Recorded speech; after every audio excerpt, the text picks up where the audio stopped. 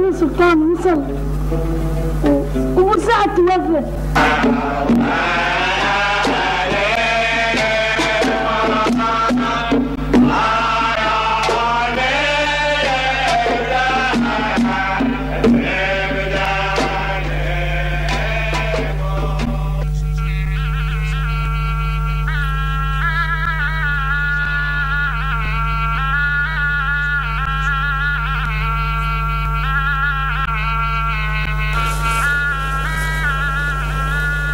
وآخرتي يا سعد؟ إلا الحزن ذي يا دان، إلا الحزن. عمري ما حسيت بالمرارة ذي من قبل. يوم ما قلت لك إن الدنيا مليانة حزن ما صدقتني. إيه، ولو صدقتك يا دان إيش كان بيتغير؟ ولا شيء، بس على الأقل تتعود عليه عشان تقدر تعيش.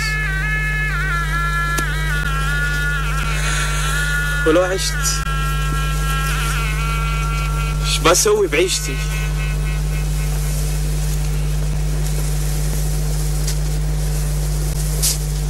نسرع ما يأست يا سعد. حمل ثقل يا دان، حمل ثقل. وبتقطع على منه، انت كان لك حق وضاع.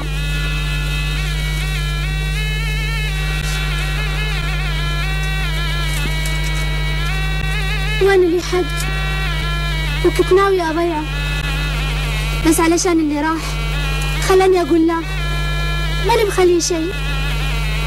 ابوي وعد ابوك اني لك، ابوي خلالي مال وحلال. هذه حقك وهذه حقي، ولازم نعرف شلون ناخذ حقنا. وانا اللي تقول الكلام ذي؟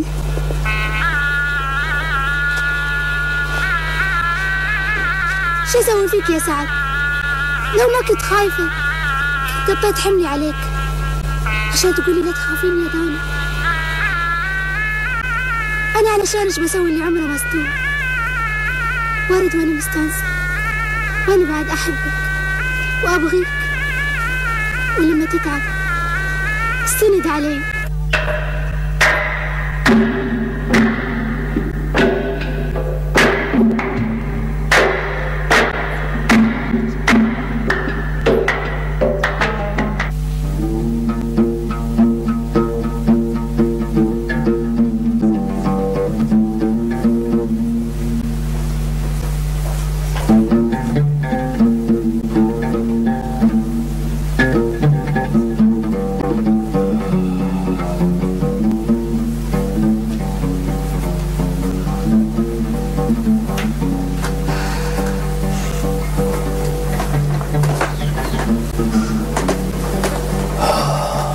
والأخير يا دانا.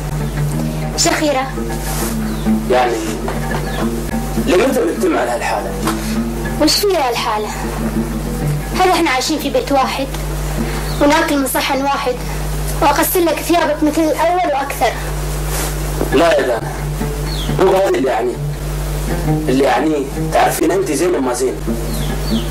يا دانا، أنا من أول ما رجعت من هالدشة ما سمعتك تقولين لي حتى كلمة واحدة عنبو، حتى اسمي أنا نسيتي. علي، أنا عارف إنك طيب وولد حلال وما تحب إلا الخير، وأنت مو بس ولد عمي، أنت مثل أخوي وأكثر.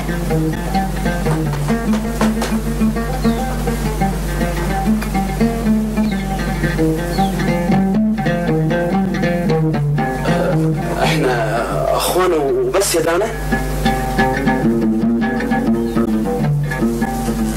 عندك ثياب ثانية غسلهم؟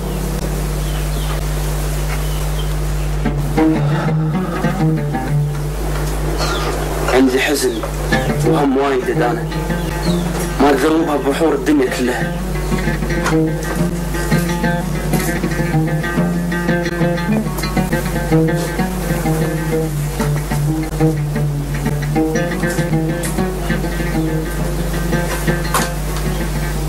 علي، أنا ما بعرف إيش اللي صاير، ليش كل الناس حاملة هم وحزن؟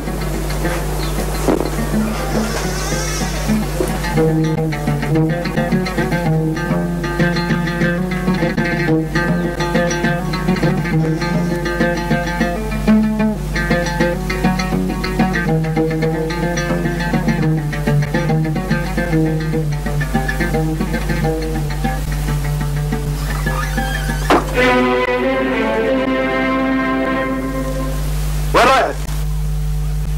بروح اغسل ثياب في البحر. ما مش طالع بعد اليوم. ايش ذا يلا؟ دشي. ايش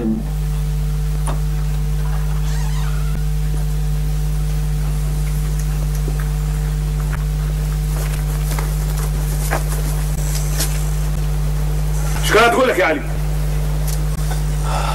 لا ما كانت تقول لي شيء يا يبا، بس انا نشدت ليش هي ساكته من بعد ما رجعنا من الغوص. خلي ساكت احسن، خليك ريال قوي. انا ايش قلت لك؟ ده انا لك يعني لك، واللي اقوله انا لازم يمشي فيه. لا بس يا يبا دانا لازم يكون لها راي. شلون؟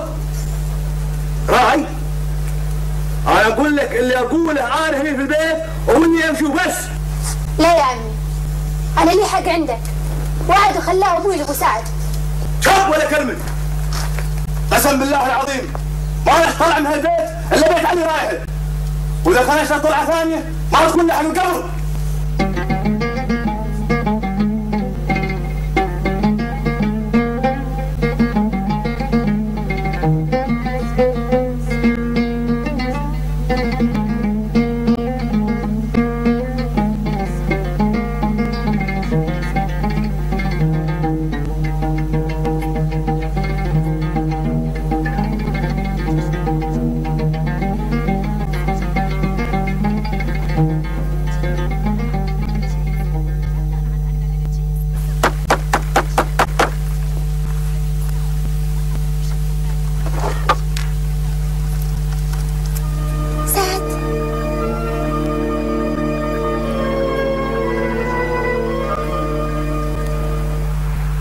من يدان عند الباب؟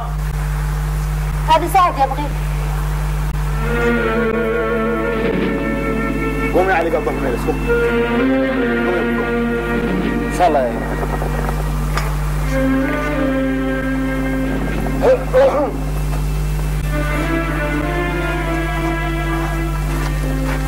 اهلا سعد.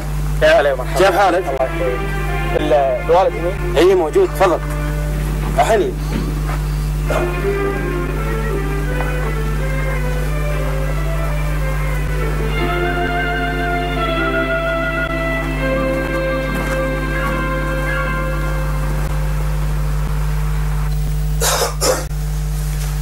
حيا الله الغالي ودو غالي. حيا الله ابو سعد. الله يحييك يا اخذ السلطان. خير يا ولدي.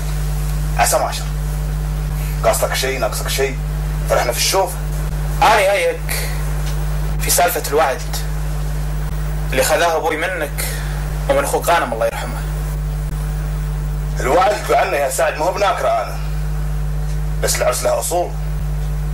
ولا تفتكرني بصوت عليه وبقول له اخذي ثيابك وروح ويا سعد خلاص انت مرتد. استغفر الله يا اخذ السلطان. بس شنو؟ الكلام اللي تقوله الحين يبي ناس كبار يتكلمون فيه.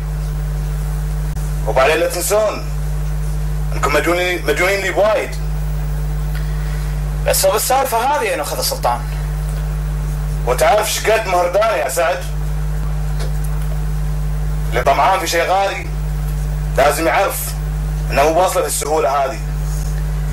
انت عارف يا اخذ اني هو بيايك طمعان في شيء. دانه بنت عز ربت على الخير والنعمه وعمرها ما عرفت الفقر شلونه. وانت ريال ما اداني البحر ولا الغوص، وصرت تقري لي حال في الفريج وقال هالشغله ما عندك. تقري اليهال هو بعيب يا اخذ السلطان. ما قلنا شيء، بس القعده في البر ويا اليهال وتقريتهم ما يفتحون لك بيت يا سعد. واللي اشتغلوا قبلي في هالشغله